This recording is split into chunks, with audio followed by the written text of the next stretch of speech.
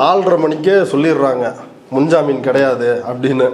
Police எல்லா கேட்டுலையும் wait பண்ணிட்டு இருக்கிறாங்க. இவன் என்னன்னா வெளியே வந்தா பிடிச்சிட்டு போயிடுவாங்கன்னு கோர்ட்டுக்குள்ளேயே வந்து ஒரு 6:30-7 மணி வரைக்கும் உள்ளேயே சுத்திக்கிட்டு இருந்திருக்கிறான். உள்ள போய் அரெஸ்ட் பண்ண மாட்டாங்கல்ல போலீஸு, கோர்ட்டுக்குள்ள இருக்கிறப்ப உள்ளேயே அட்வொகேட் கூட இருந்திருப்பாரு. ஆமா, அட்வொகேட்டு கூடயே உள்ளேயே அங்கேயே சுத்திக்கிட்டு இருக்கிறான். எப்படா இருட்டாகும், இருட்டில் எப்படா தப்பிச்சு போகலாம் அப்படின்னு திருட்டு பையன் மாதிரியே வந்து இந்த அயோக்கிய பையன் உள்ள சுத்திக்கிட்டு இருந்திருக்கிறான். போலீஸு எல்லா வாசல்லையும் போலீஸை போட்டு நின்றுட்டு இருக்கிறாங்க.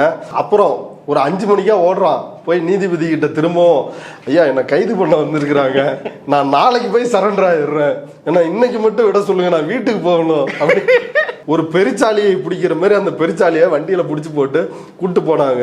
அப்பதான் அந்த ஒரு எழுச்சி குரலாக நம்ம பாரத மாதா சென்று காவல்துறை அராஜகம் அப்படின்னாரு. ஒளிக சொல்ற ஆள் இல்ல.